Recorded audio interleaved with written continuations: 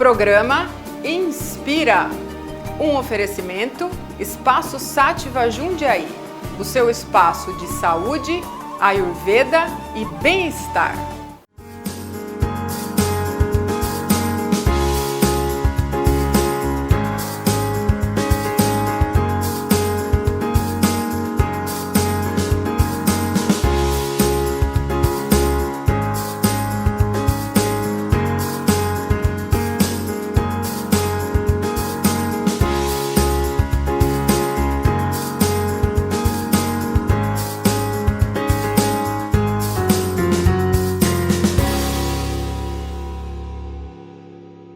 Olá para todos vocês, com muita alegria, começamos mais um programa Inspira, um programa feito sempre com muito carinho para você, trazendo um pouco mais de inspiração, um pouco mais de leveza, né? Um pouco mais de uma brisa de assuntos diferenciados aí no seu dia a dia.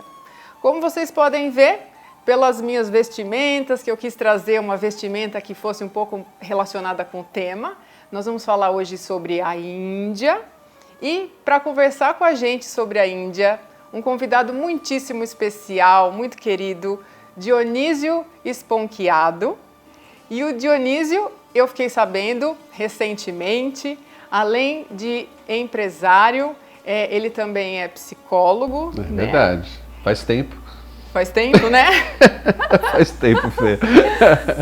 E ele é apresentador, né? Para quem ainda não conhece, ele é apresentador do programa Casa Brasil, um programa lindo, um programa delicioso também, aqui no canal 25. E a gente vai falar sobre esse tema hoje, né, Dionísio? Seja bem-vindo. Muito grato, viu? Estou muito grato a esse convite da Fê. Ela já participou do Casa Brasil com a gente, né? Quem já conseguiu ver, já foi ao ar, né, já Fê? Já foi ao ar, já. Tem coisas que eu me confundo, porque a gente vai gravando, vai acontecendo e a gente não acompanha. Mas estou muito feliz de estar aqui na tua presença. Isso é um presente para mim em dias tão conturbados como a gente está tendo, né? Tão violentos de uma certa forma. Poder parar, estar aqui com uma profissional tão especial como você, e mais do que profissional, uma pessoa que traz essa paz, né? É engraçado quando a gente começa a falar com a Fê, a gente vai baixando o tom de voz, a gente vai saindo daquele ritmo louco, né? E eu acho que o programa tem sido muito feliz por isso, porque as pessoas estão precisando de você. Isso. Muito bem, obrigado. Obrigada, viu, pelo convite. Muito obrigada, sou eu que agradeço. E a gente está aqui, né, porque o Dionísio, ele foi à Índia, ele fez uma viagem para a Índia há um tempo atrás, então ele pratica yoga, né? Ele também gosta dessa filosofia, ele também gosta desse bem viver, ele também tem essa busca pelo autodesenvolvimento e autoconhecimento, para a gente falar um pouquinho dessa viagem que ele fez, dessa experiência, né? Além de falar da Índia, né, que é o segundo país mais populoso do mundo, é uma cultura riquíssima em diversos sentidos, falar sobre as nossas impressões, né, os sentimentos em relação a essa viagem, ao contato com essa cultura, o que a gente pode aprender com isso, né? Olha, Fê, é uma coisa muito engraçada, viu, gente? Porque até hoje nós fomos para a Índia num grupo grande, com o Tiago, a Michele, que são pessoas da mesma área que a sua, que são muito queridos. Eu entrevistei essa semana a Isabela Schnell também, que estava comigo lá, com as filhas adolescentes. Então foi uma viagem que levou tanto adolescentes quanto pessoas de, acho que quase 70 anos. Era um grupo muito heterogêneo, a gente tinha tudo para dar errado. Na Índia, com a escassez da Índia, com diarreia, com comida difícil, com uma viagem... Deu tudo tão certo, e aí é que a gente percebe o quanto a energia é importante e é vital na vida da gente para as coisas que a gente vai fazer. O grupo saiu com uma energia muito boa daqui e nós enfrentamos muitas dificuldades. Nós fomos em 2015, já fazem 5 anos, aliás foi a Isabela que me lembrou, quanto tempo faz que a gente foi para a Índia? Porque às vezes parece que faz milênios. Sim. E às vezes parece que foi ontem, né? E foi uma experiência que até hoje, com as pessoas que foram comigo, com pessoas que já estiveram lá, eu tento depurar essa experiência, porque eu não tenho uma conclusão de como foi a Índia. Eu não tenho nada fechado na minha cabeça do que exatamente eu trouxe, do que exatamente foi essa experiência. Eu sei que ela foi muito forte. Ela ainda está passando por você, talvez, né? É uma coisa, você usou bem esse termo, é verdade. Acho que ela me acompanha, né? Ela vem vindo e cada pouco eu me reporto da tatuagem que eu fiz esse ano, que ainda se reporta à Índia, com os elefantes, que eu trouxe memórias muito fortes dos elefantes de lá, até os momentos de meditação ao lado do Ganges, que a gente foi para Rishikesh. Eu acho que Rishikesh foi uma experiência muito importante. Para quem está lá em casa, Rishikesh fica lá no norte, né, pertinho, no pé dos Himalaias, das montanhas dos Himalaias, onde fica o Everest, gente. Eu sobrevoei o Everest, né? A gente pegou um avião para passear pelas montanhas.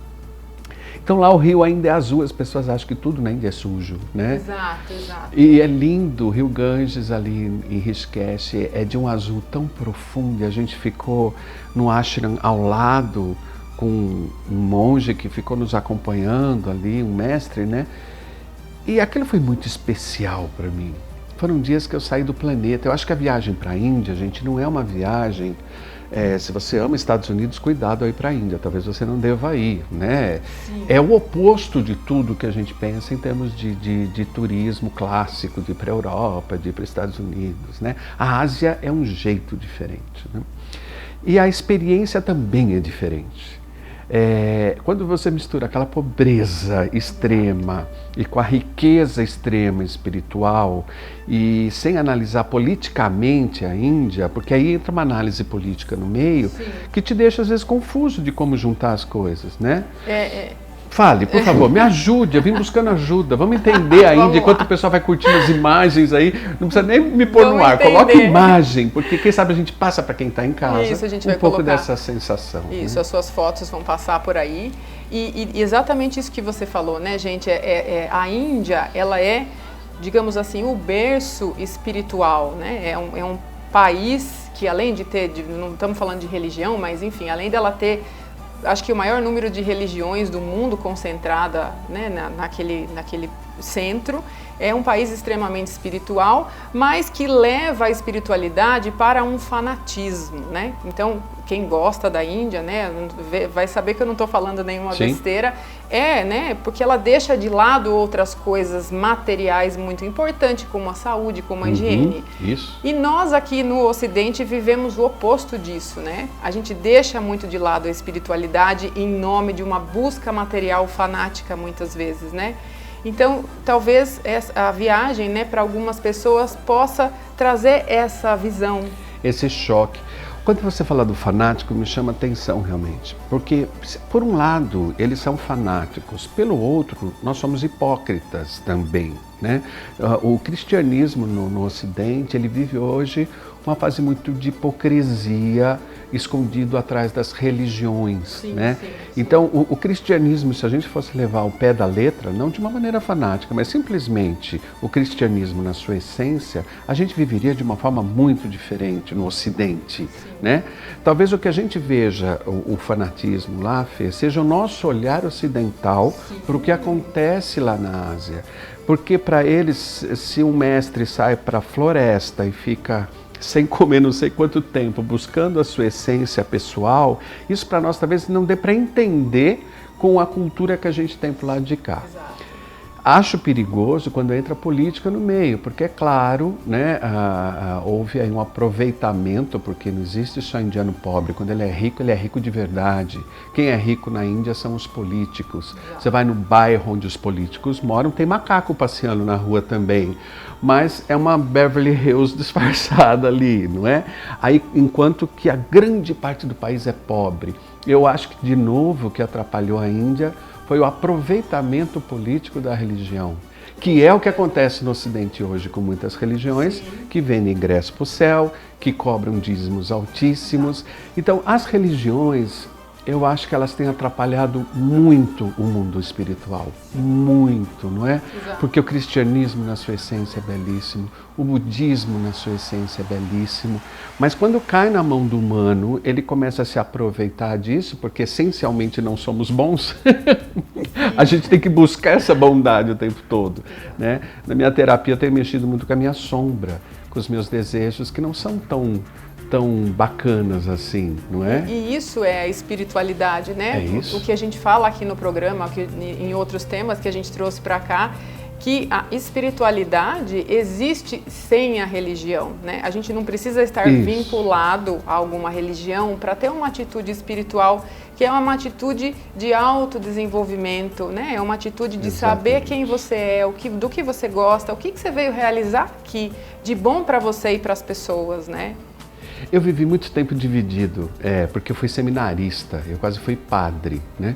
Aí fui conhecendo todo lado do budismo, esse lado espiritual. Frequento hoje centro espírita, como tenho o meu canto budista na minha casa e tenho uma capela dentro da minha casa.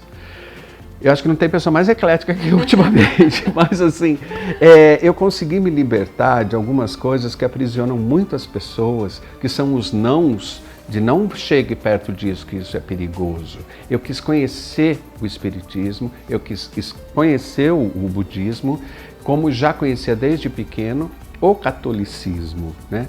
E eu vivi coisas muito interessantes, desde a minha vida no seminário, até a viagem da Índia, até no centro espírita, quando vejo uma manifestação para quem acredita. E isso tudo é muito rico. Eu dou alguns créditos ao meu terapeuta, para o Eduardo Busanelli, porque eu acho que quando você é bem orientado terapeuticamente, também é uma forma de você se aproximar de você e assim você fica mais espiritualizado, né? E ele tem falado muito para mim dessa abertura do seu campo ele não é esse o nome que ele dá, mas é o campo de vivência, porque a gente tem estreitado muito as coisas, cada vez mais, onde as pessoas vão chegando então a ter crise de depressão, como eu tive o ano passado, depressão misturada com ansiedade, essa coisa toda louca, que você vai apertando esse campo. E isso que olha que eu sou uma pessoa ousada e vai tentando cada vez mais abrir. Sim. Mas eu estava apertado, eu não estava conseguindo mais encaixar as minhas coisas dentro daqueles conceitos que eu tinha para viver. Na medida que você começa a abrir, você fala, eu posso ir no centro espírita, eu posso ir na igreja católica, eu posso. Se eu vou querer ou não, é uma decisão de sabedoria que vai vir depois do conhecimento. Eu não posso ter o preconceito com relação a isso. Exatamente. Você decide a partir do experimento, isso, né? E não decide a partir do preconceito. Exato. Ou de aquilo que alguém diz, né? Isso. Porque tanto a viagem para a Índia, quanto as experiências espirituais, quanto as experiências que a gente tem na vida, sim, né? Elas só podem ser realmente sentidas, né? E aprendidas quando a gente sente na nossa pele as coisas que acontecem, isso, né? Diferente de quando a gente lê no livro, ou diferente de quando alguém diz para nós como deveria ser, né? Isso. Mas no mundo espiritual não existe como deveria ser, e a espiritualidade não está em nenhum livro, né, Dionísio? Ela só está realmente na experiência que a gente se permite viver, né? É isso, na vivência, né? Juntando experiência com viver, vai dar a vivência. É essa vivência que vai nos conduzir e que vai nos levar a um lugar, talvez, um pouco menos de sofrimento. Mas sofrimento é um outro tema para outro programa. Querido, gratíssima por essa conversa deliciosa, pela sua presença, pela sua sabedoria que as pessoas puderam sentir, puderam ouvir suas palavras. Sou realmente muito grata por você fazer parte desse programa. Eu é que fico grato, é um privilégio para mim estar com Fernanda. Quando soube que ela vinha para o Canal 25, fiquei muito feliz, porque até no Casa Brasil a gente tem tentado trazer esses temas, de abordar assuntos de uma espiritualidade mais avançada, de autoajuda, né? E quando vi que você vinha com a sua experiência, com a sua vivência, foi perfeito. Obrigado pelo convite. Obrigada. E a gente volta no próximo bloco com prática de yoga. Não saia daí.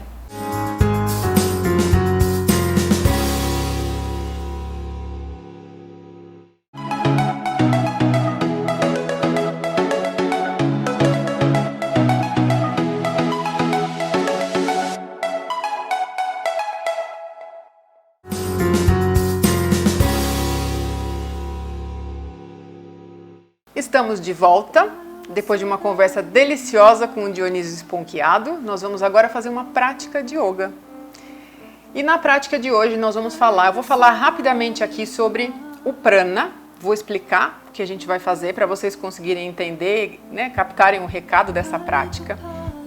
Quando a gente fala de prana, para quem nunca ouviu falar, prana é o alento divino, é a energia presente em todas as coisas, em todo o universo. Parece uma coisa muito abstrata, mas vou tentar explicar assim para vocês.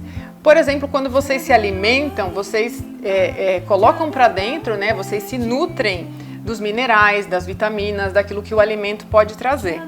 Muitas vezes, mesmo com toda essa nutrição vinda do alimento, nós nos sentimos ao longo do nosso dia, da nossa semana, desvitalizados. Então, quando a gente se sente desvitalizado, em geral, nós estamos com deficiência de prana. Então, ou a gente está respirando muito rápido, ou a gente está respirando muito devagar, a nossa respiração não está adequada e não está trazendo energia suficiente para as nossas células.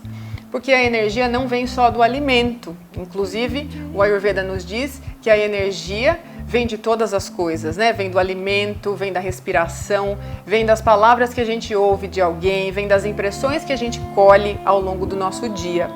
Então, o que a gente vai fazer aqui? A gente vai aprender que para a gente captar prana, não é simplesmente a gente respirar. Então, aqui a gente vai treinar esses locais para onde o prana se desloca, que são a parte baixa do nosso corpo, chamada de apana. Então, a energia que vem aqui é toda a energia responsável pela eliminação, sistema urinário, as nossas excreções, menstruação no caso das mulheres e, inclusive, a expulsão do feto na hora do parto. A energia dessa parte a gente chama de samana, que é o prana responsável pela nossa digestão, pelo nosso agni, pelo nosso poder de metabolizar alimentos e também metabolizar as coisas da vida.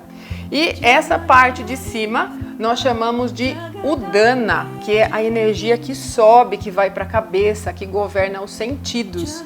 Então a gente vai trabalhar com esses 3 tipos de prana, né? Subdivisões do prana. Então nós vamos começar com a respiração baixa, média, alta. Então você vai se sentar de maneira confortável, procurando manter a sua coluna alinhada.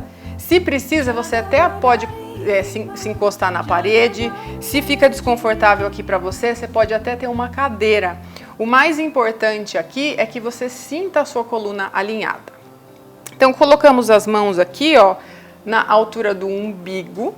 E aí você desloca as suas mãos para as laterais do seu corpo, ó. E você vai trazer as mãos aqui pertinho da crista ilíaca, esses ossinhos aqui do lado, ó. Nós vamos inspirar e expirar agora de maneira longa, lenta e profunda. E você vai experimentar trazer o ar para as laterais e não para frente do corpo. Mesmo que isso seja desafiador para você, você tenta, tá bom?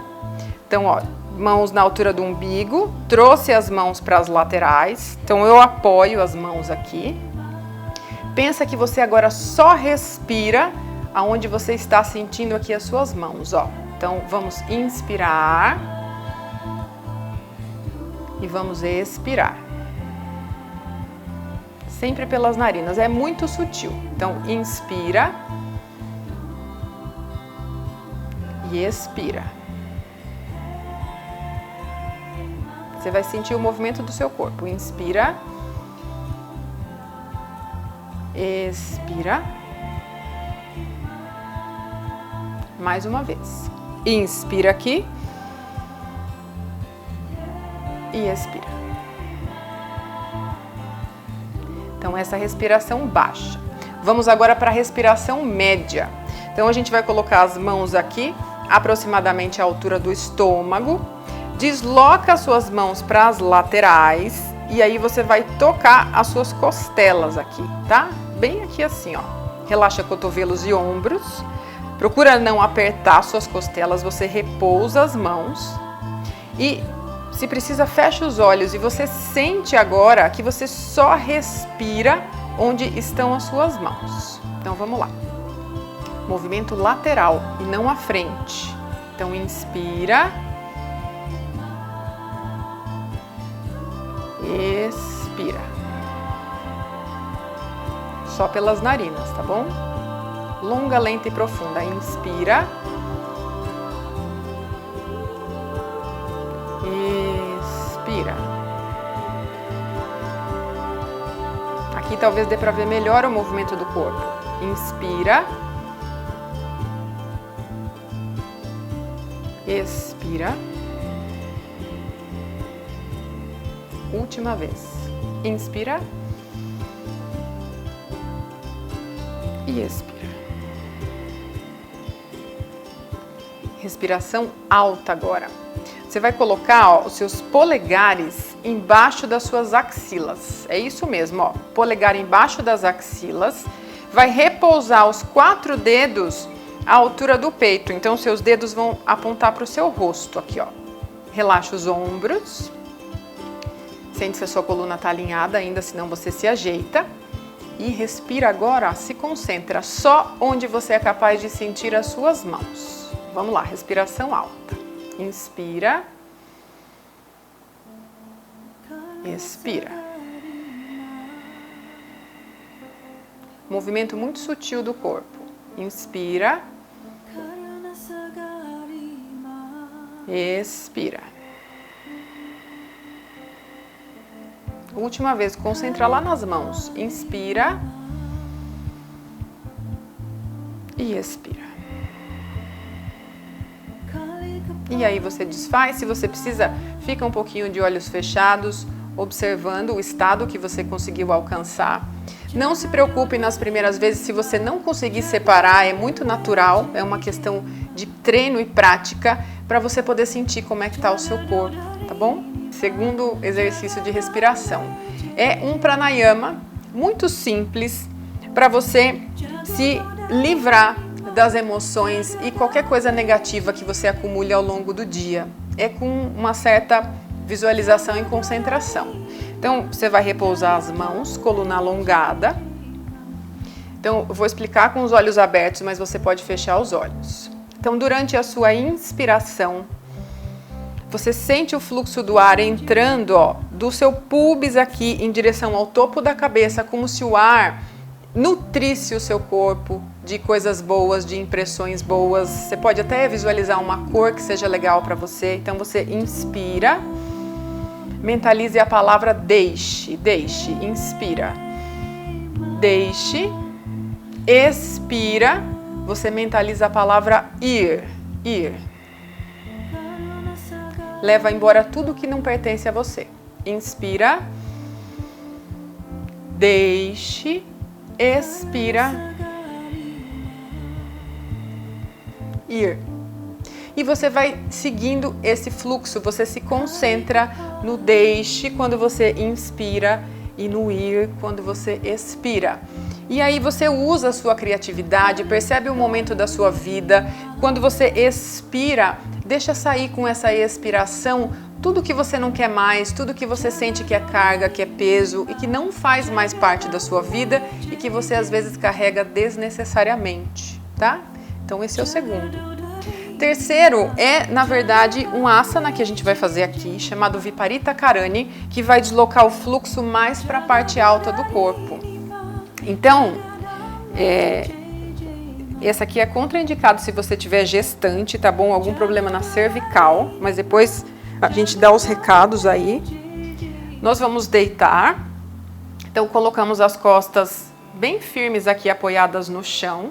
E a gente vai elevar as pernas e vai segurar o quadril, tá? Então, você pode dar um impulso aqui, ó. Eleva e segura. Aproximadamente à altura das cristas ilíacas aqui, tá bom? Então, Viparita Karani, traz os cotovelos o mais próximos possíveis um do outro, deixa os seus ombros bem apoiados e relaxa o seu pescoço. Relaxa a sua garganta e a sua nuca. E os pés aqui em cima, ó, na postura clássica, eles ficam na altura dos nossos olhos. E o que a gente faz aqui? Mantém. Traz a sua respiração consciente. Os seus olhos, eles vão olhar aqui a linha do seu umbigo. E começa a perceber também a sua respiração mais na altura do umbigo. Então, todo o fluxo energético vai agora para o seu cérebro, para a sua cabeça, para os órgãos dos sentidos, né, que estão ali na cabeça. E aqui a gente mantém um pouquinho. E aí você desce com cuidado, desce devagar desenrolando a coluna. Pode se colocar um pouquinho em Shavasana, aqui ó, na postura final do yoga, para perceber os efeitos da sua prática. E foi essa a nossa prática de hoje. Eu agradeço muito a sua presença nesse programa Inspira.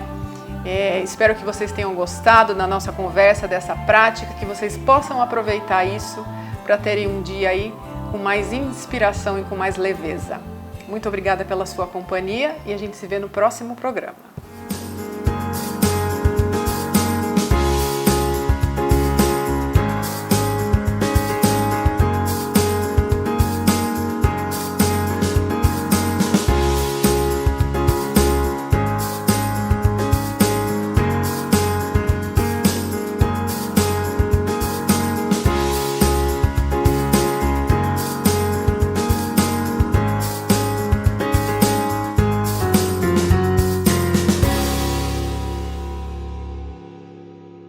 Programa Inspira, um oferecimento Espaço Sattva Jundiaí, o seu espaço de saúde, ayurveda e bem-estar.